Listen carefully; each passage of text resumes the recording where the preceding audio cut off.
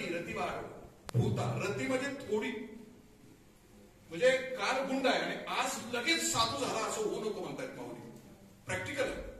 जसं म्हणतायत की थोडा थोडा. मी पालक शिबिरामध्ये पालकांच्या विषयी बोलत राहतो. मग पालकांना मी सांगत राहतो, मी वाचलेलं सांगतो. पालकांना सांगतो की बाळाची वाढ करत असताना 95% प्रेम आणि 5% क्रोध असतो. म्हणजे असं त्याला समजा 5 रुपयाची कपशी फुडली तर 5 रुपयाचाच मार द्या, 150 रुपयाचा घेऊ नका. त्याचा की बाबा पोरांना प्रेमाला वागवा, प्रेमाच्या ताकदीने शिक्षा देऊन वागवू नका. मौनाची शिक्षा तर कधीच देऊ नका. दाराच्या बाहेर काढून दरवाजा आतनं तर बंद कधीच करू नका. कारण हे ओळखडे चिरंतन आयुष्यभर राहतात त्या लेकराच्या मनावर. म्हणजे हे मी सांगत राहतो की बाबा लेकराशी प्रेमाला वाग.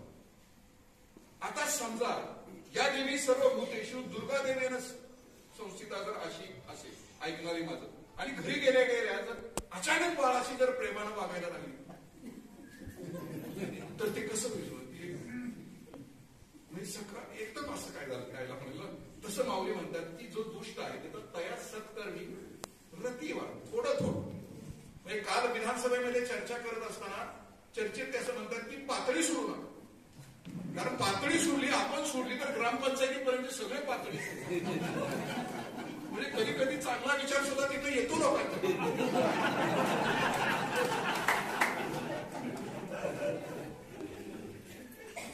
आणि पातळी सोडायची नाही म्हणायचं आणि लगेच 10 मिनिटाला आहे तिथं तसं. हा धर्म आहे.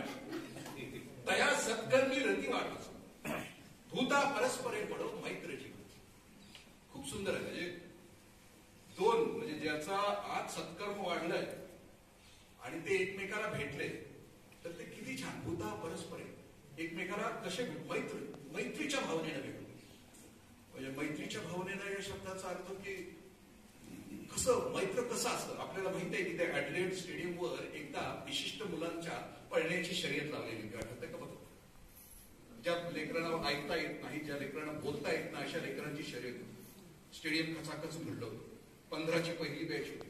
निशाणी दाखवली, लेकरांनी पळायला सुरुवात केली. पहिलं लेकरू पुढं, आता 2 पावलावर त्याची सीमारेषा आहे. त्यानं जर ती सीमारेषा शिवली तर तो जिंकणार आहे. त्याच्या गळ्यात मेडल असणार आहे, टाळ्यांचा कडकडाट असणार आहे. पण त्याच्या पावलानंच आनंद की 14-15 नंबरचा माझा मित्र खाली कोसळला. त्यानं रेषा नाही शिवली, तो पाठीमागं फिरला. तुम्हाला व्हॉट्सअप युनिव्हर्सिटीमध्ये आले असेल का? मी बाळ परत फिरलं, 15वा फिरला, 14वा फिरला, 13वा फिरला, 12वा फिरला, 11वा, सगळे परत फिरले. त्या 15वा जो कोसळलेला मुलगा होता त्या मुलाला त्या सगळ्या मुलांनी उचललं. प्रत्येकाने एकमेकाच्या खांद्यावर हात टाकला आणि एका रेषेमध्ये सगळ्या लेकरांनी ती सीमारेषा ओलांडली. टाळ्यांचा कडकडाट होता त्या स्टेडियम मध्ये. मैत्र जीवांचे एका विशिष्ट मुलाला की निसर्गानं नीतीनं ज्या लेकरावर अन्याय केलाय, ज्याला ऐकता येत नाही, ज्याला बोलता येत नाही, त्या लेकराला सुद्धा कळतं की माझा कोणीतरी दोस्त पाठीमागं पडलाय. मला जिंकायच्या शर्यतीत जिंकायचं नाहीये, मला परत फिरायचं. आम्ही जिथं काम करतो ना, मी उपायुक्त असताना मी ज्या वेळेला शाळांची अवस्था बघत होतो. आम्ही वन डे विथ द एज्युकेशनचा कार्यक्रम राबवला होता या 5 जिल्ह्यामध्ये. एक दिवस आम्ही वाडी वस्तीवर जाऊन शिकवायचो. तर तो जो होता त्यावेळेला जी मी बघतो ना, जी लेकरं आहेत ना तुमच्या ताब्यामध्ये, कारण ह्या देशामध्ये 3 वर्ग आहेत, आहे रे, नाही रे आणि अजिबात नाही रे. Have a not and have a lot. म्हणजे 20% लोक अति खाऊन मरतायत, 20% लोक खायला न मिळाल्यामुळे मरतायत आणि मधले 60% लोक या दोघांना शिव्या देत मरतायत. सुदैवाने आम्ही त्या लेकरांना शिकवत आहोत. आम्ही त्या लेकरांना की ज्यांना कधी गरज आहे, ज्यांना कधी दिशा आहे. मैत्र जीवांचे मी म्हटलं की त्या लेकरांना कळतं नीतीनं अन्याय केला की कुणीतरी कोसळलं.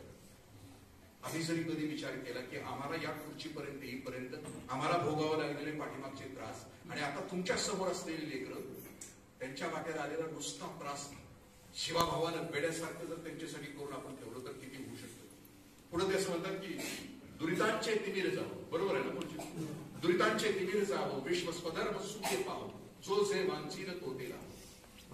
दुरितांचे, दुरित म्हणजे पाप, तिमिर म्हणजे अंधार. या जगातला पापाचा अंधार नाहीसा. पण पाप नेमकं कुठं असतं? माऊली म्हणतात की तुमच्या माझ्या हृदयावर. द्वेष, मत्सर, हिंसा, घृणा या जगातल्या सगळ्या मानव जातीच्या आतला दुरितांचे तिमिर जावं, विश्व स्वधर्म सूर्य पाव. स्वधर्म याचा अर्थ की स्वे कर्मण्ये वीरत संसिद्धी लभते नरा.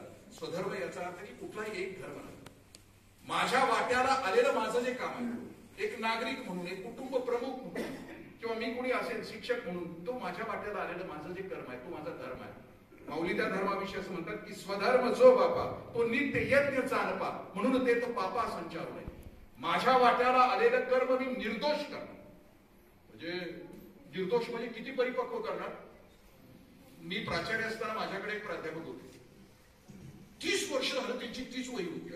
इतकी चुरबळली होती, पाक भेंडाळी होती वही होती. दरवर्षी 30 शिकवतो. मी म्हटलं आता हे काहीतरी नवीन देतील का म्हणून मी ती वही चोरली आणि मी माझ्या टेबलमध्ये त्याच्यात ठेवली. ह्या गुरुजीने माझ्या दुसऱ्या दिवशी नोटीस बोर्डवर लावलं की माझी वही हरवली, जो देईल त्याला 1000 रुपये बक्षीस. हे अनमोल द्यायचा आहे. म्हणजे आता मी म्हटलं की माझा जो धर्म आहे, स्वधर्म जो तो नित्य यज्ञ. गुरुदेव टागोर शांतिनिकेतन मध्ये शिकवायला जायच्या अगोदर तीच कविता अनेक वेळेला शिकवलेली असली तरी त्या पर्णकुटीमध्ये उभे राहायचे. पुन्हा एकदा स्वतःवर काम करायचे 3 तास की ही कविता मला कशी शिकवायची, ही कविता मला कशी शिकवायची, माझा चेहऱ्यावरील भाव कसा असेल, माझा हा भाव नाही. गोंधळी सरांनी सांगितलं असेल कदाचित तुम्हाला. पर्णकुटीमध्ये गुरुदेव स्वतःवर प्रयोग करायचे आणि मगच लेकरांच्या समोर जायचे की मला नित्य नूतन माझ्या लेकरांना द्यायचं, अनमोल द्यायचं माझ्या लेकरांना. दुरितांचे तिमिर जावो विश्व स्वधर्म सूर्य, स्वतःचा स्वधर्म सूर्य पाहो, जो जे वांछील तो ते लाभो प्राप्त. हे मी लहानपणापासून ज्या वेळेला बसायला ऐकायचो त्यावेळेला मला असं म्हणायचं की जो जे वांछील तो ते, म्हणजे मटकावाल्याला मटका लागो, लॉटरीवाल्याला लॉटरी लागो, असं माऊलींचं म्हणणं आहे असं मला वाटायचं. पण तसं नाही. खूप सुंदर माऊलींना असं म्हणायचंय की ज्याचं हृदय शुद्ध झालं, ज्याचं हृदय व्यापक झालं, ज्याच्या मनातलं पाप संपून गेलं, जो स्वधर्मामध्ये अत्यंत परिपक्व झाला, तो व्यापकच होतो. म्हणजे जो जे वांछील तो ते लाहो याचा अर्थ की आता गोंधळी साहेबांच्या, म्हणजे मी गोंधळी सर आणि मी शेजारी राहतो. जो जे वांछील तो ते लाहो याचा अर्थ की आम्ही दोघं शेजारी राहतो. मी गाडी आणली, समजा नवीन गाडी आणली, 4 व्हीलर मारुती असू दे, कुठली गाडी आणली. शक्यतो काय होतं की गाडी आणली की दुसऱ्या दिवशी बिब्बा लिंबू येतच त्या गाडीच्या पुढे दुसरे. पण मी गाडी आणल्यानंतर गोंधळी सर येतील हातामध्ये निरंजन घेऊन, पेढे घेऊन, आणि माझी गाडीची पूजा करते. म्हणजे साहेब बरं झालं माझ्या घरात गाडी नाही, माझी आई आजारी असते, तुमची गाडी काय, माझी गाडी काय वेगळी नाही. रात्री आई जर आजारी पडली तर तुमची गाडी आपण वापरूया. जो जे वांछील तो देला. मोठ्या मनाची माणसं जर सगळं. परवाची माझी ऑडिओ तुम्ही गाडगे बाबांची ऐकली का नाही माहित नाही. तुमच्याकडे माझ्या ऑडिओ येतात त्या माहिती. गाडगे बाबांच्या ऑडिओ मध्ये गाडगे बाबांना माहित होतं की सरकार नीट चालणार नाही, गाडगे बाबांना माहित होतं की प्रशासन पण नीट चालणार नाही. मग हे जग जर चांगलं चालायचं असेल तर साधा सोपा उपदेश बाबांनी दिला, भुकेलेला अन्न द्या. त्याच्याकडे शिक्षण नाही त्याला शिक्षण द्या. त्याचं लग्न होत नाही त्याचं लग्न करा. ज्याला घर नाही त्याला तुमची ओटी द्या. ओटावर ओटी नसेल तर त्याला आसरा द्या. त्यांना माहित होतं की ही सगळी गॅग आहे आमची वरची जी आहे आमची देणार नाही. बाबांना 56 वर्षापूर्वी माहित होतं, त्यावेळेला माहित होतं. किती सुंदर मार्गदर्शन. म्हणजे जो जे वांछील तो ते लावो याचा अर्थ की विशाल मनाची माणसं सगळीकडे झाली की प्रशासनाला सुद्धा अर्थ ओढणार नाही, सरकारला सुद्धा काही वाटायला येणार नाही. ज्याच्याकडे जी आहे ज्याची ओंजळ भरली तो दुसऱ्याला देत नाही. जो जे वांछील तो ते लाभो प्राणी. पुढे वर्षत सकळ मंगळी ईश्वर निष्ठांची माने. भरभर बसा. वर्षत सकळ मंगळी ईश्वर निष्ठांची माने. गंमत आहे. तो ट्विस्ट आहे. 2 ट्विस्ट आहेत बसायदानामध्ये. पहिला ट्विस्ट असा आहे की ज्याचं मन स्वच्छ होईल, ज्याचं मन पवित्र होईल, त्याला कशा प्रकारची माणसं भेटतील त्या माणसांचं वर्णन. वर्षत सकळ मंगळी म्हणजे संतांचं वर्णन आहे. संत कसे असतात, वर्षत सकळ मंगळी. पाऊस जसा सगळीकडे पडतो तसा संत ही सगळ्यांच्यावर समान प्रेम करतात. काही करत नाही. जे संत असतात ते सगळ्यांच्यावर करतात. त्यांच्यामध्ये विषमता नसते. आर्थिक विषमता, आणखी कुठली विषमता, कुठलीच विषमता. सगळ्यांच्यावर हा पापी, हा पुण्यवान, हा सदाचारी, हा दुराचारी, हा साधक वादक, अशी कुठलीही संतांच्या मनामध्ये तुझा भाव नसतो. ते सगळ्यांना वर्षात सकळ मंगळी ईश्वर निष्ठांची मांदियाळी. ईश्वर म्हणजे आतल्या व्यापकतेवर विश्वास. ईश्वर निष्ठांची मांदियाळी अनवरत भूमंडळ. अशी व्यापक मनाची शुद्ध अंतःकरणाची माणसं पृथ्वीवर अनवरत भूमंडळ. अनवरत शब्द किती मराठीचा सुंदर. अनवरत म्हणजे दूध जे उतू जातं त्याला अनवरत असं. पिढ्यान पिढ्या प्रत्येक पिढीमध्ये ही संत प्रवृत्तीची माणसं, संत प्रवृत्तीच्या माणसांना भेटू. अनवरत भूमंडळी भेटतू तया होता. चला कल्पतरूंचे आरव. कल्पतरू ही उपमा. चला म्हणजे हे जे संत आहेत, संतांचंच वर्णन. संत कसे असतात? कल्पतरू सारखे असतात. कल्पतरू ही उपमा कशासाठी वापरली की या कल्पतरूच्या झाडाखाली जी कल्पना आपण करू ती कल्पना वास्तवात आहे. त्या कल्पतरूच्या झाडाखाली आम्ही बसलो आणि आम्ही म्हटलं की राजपुरुष मधली एक थाळी येऊ दे. ती चटकन येते समोर. ती खाल्ल्यानंतर आम्ही जर म्हटलं की डंडलाप किंवा कर्माची गादी येऊ दे, ती चटकन समोर येते. आणि आम्ही जर म्हटलं हे कोण भूत येते का, तर ते भूत पण येते. ते खाऊन टाकतं का म्हटलं की खाऊन पण टाकतं. कल्पतरू याचा अर्थ की जी कल्पना केल्यानंतर संत कसे असतात की त्यांच्या जवळ बसल्यानंतर ते कल्पतरू सारखे असतात. ते आपल्या जवळचं सगळं वैभव देतात. कल्पतरू नावाचा एक समजून घेण्यासारखा एक वृक्ष आहे. प्राजक्त नावाचं झाड आहे, आपल्याला माहित असेल, पारिजात. त्याची फुलं खूप सुंदर असतात. अशी पाकळ्या छोट्या असतात. त्याचा दांडा असा लाल असतो. त्याचा सुगंध तर खूपच सुंदर असतो. ते ज्यावेळेला बहरलेलं असतं ना, त्यावेळेला जाता जाता आपला धक्का जरी लागला तरी धक्का देणाऱ्यावर सुद्धा फुलांचा वर्षाव करतो. तसं संत तसे असतात. त्यांना शिव्या देणाऱ्याला सुद्धा ते आपल्या जवळचं सगळं वैभव देतात. कधीच नाराज होत नाही. ते कृपा करत राहतात. चला कल्पतरूंचे आरव. आरव म्हणजे जंगल. म्हणजे सगळी माणसं, जंगलातली सगळी झाडं असतात तसं सगळी माणसं संत होऊ दे. काय बघा ना कसं भारी होईल. म्हणजे विधानसभा कशी चालली, ग्रामसभा, सगळे जर एवढे झाले त्याच्या मनात सगळंच निघून गेलं. चला कल्पतरूंचे आरव. चेतना चिंतामणीचे गाव. चिंतामणी नावाचा मणी आहे. त्याच्याजवळ जी चिंता तुम्ही प्रकट करा ती पूर्ण करत असतो. अशी गावाच्या गावं संतांनी बनली. तुम्ही नुसतं बघा ना, उद्या संध्याकाळपर्यंत इतकं एकमेकाला म्हणजे आता देत करता येईल तर तुम्ही संतासारखेच वागता. बघा ना, तुम्ही एखादा बसलेला असेल, वयोवृद्ध असेल तर त्याचं ताट घेऊन जाता. दुसऱ्या दिवशी त्याला गरम पाणी घेऊन देता. इथं संतासारखेच वागतात. पण ते इथल्या पुरतं. बाहेर गेले की नाही तेवढा प्रभाव खूप कमी असतो चांगल्या गोष्टीचा. विवेकानंद त्या इंग्लंडमध्ये एकदा त्यागावर बोलतो. त्याग त्याग त्याग कसा करावा. भाषण संपलं आणि पुन्हा 15 मिनिटानंतर विवेकानंद बाहेर गेले तर बाहेर भांडणं चालली. स्वामीजीने विचारलं कसली भांडणं. काय नाही म्हटलं, चप्पलवरून भांडणं चालली. 15 मिनिटं सुद्धा प्रभाव नसतो. तसं ह्या शिबिराचं आता संत सारखं वागताय ना तसा प्रभाव. सरा कल्पत चेतना चिंतामणीचे गाव. बोलतीचे अर्णव पियुषांचे. कसली मराठी भाषा आहे. बोलतीचे अर्णव म्हणजे सागर. पियुष म्हणजे अमृत. म्हणजे संत जे बोलतात ते अमृतच बोलतात. शिवाशाप नसतोच. कायम कल्याणकार. म्हणजे तथागत बुद्ध कायम काय म्हणतील, मंगल हो. भाव तू साप्पा मंगल. सगळे सपुरुषामध्ये कल्याण हो, मंगल हो. त्याचं हृदय भरलंय ते त्यांच्या मुखातून सगळं मंगलकारी होतं. आमच्या मुखातून वाटळ होत, मुरगुळ होत, सगळं साफ होत. त्यातल्या त्यात भावकी आणि गावकी असेल तर आणखीनच होत. कल्पना बोलतीचे अर्णव पियुषांचे. पुढची ओळी काय. चंद्रमेजे आलांचन मार्तंड जे तापय. मराठीचे आहात म्हणून विचारलं. चंद्रमेजे आलांचन.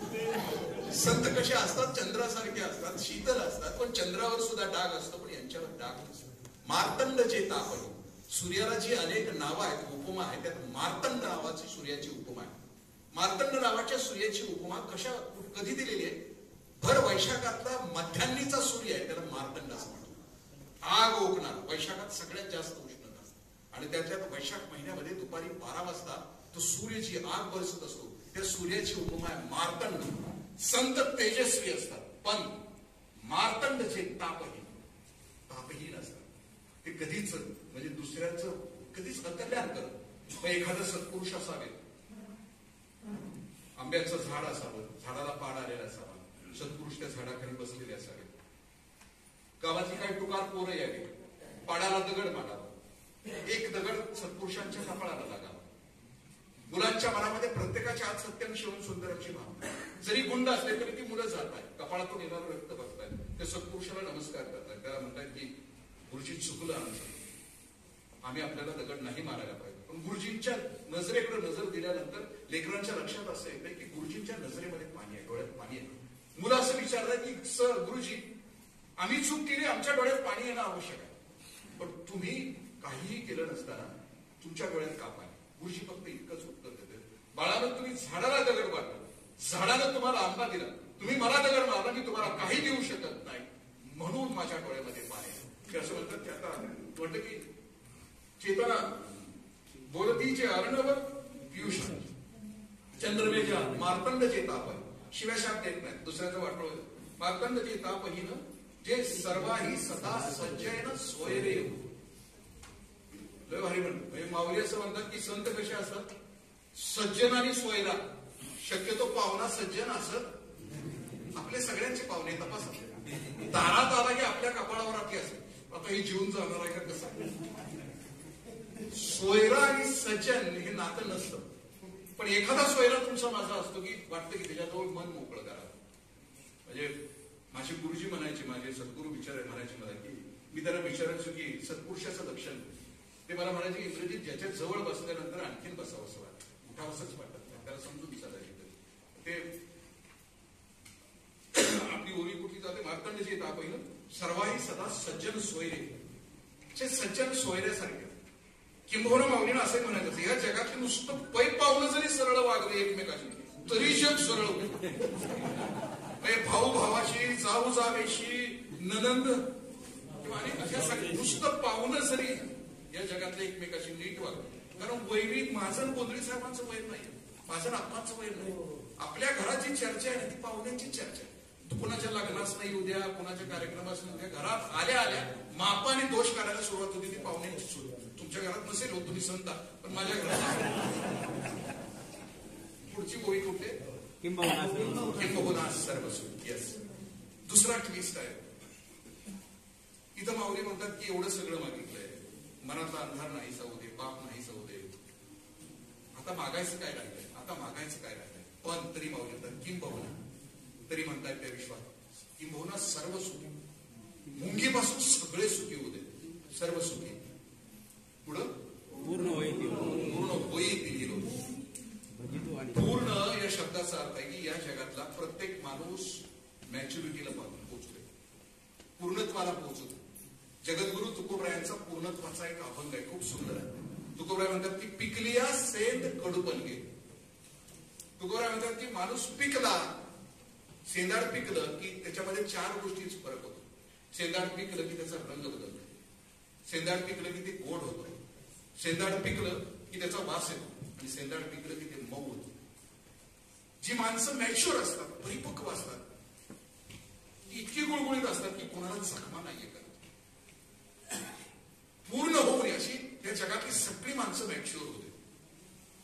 कारण ते सेंदाड हिरवं असलं की कडू असतं, इमॅच्युअर माणसं कडू असतात असं संत म्हणतात. मी अजिबात,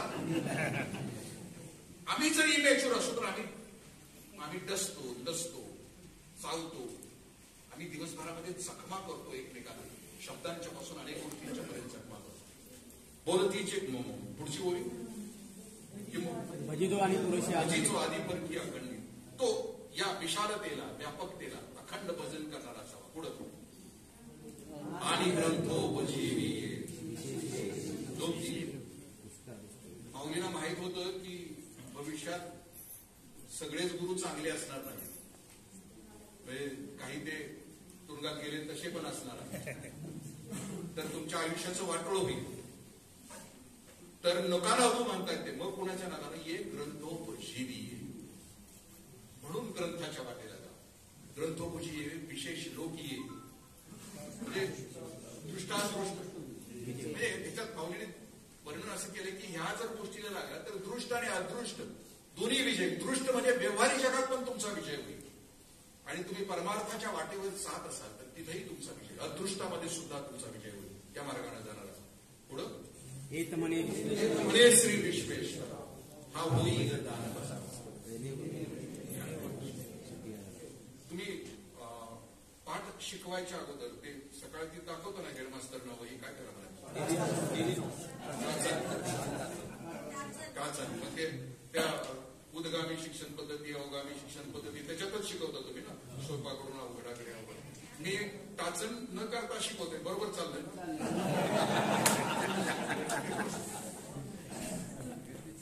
येथे म्हणे श्री विश्वेश्वरा हा होईल दान. त्यांना शंका आली. हे घडल का? हे माणसं एकमेकाशी चांगलं वागतील का? या घरातला द्वेष मत्सर संपेल का? हिंसा घृणा मत्सर संपेल का? शंका येते आणि ते समोर विचारतात. गुरुजी आहेत समोर.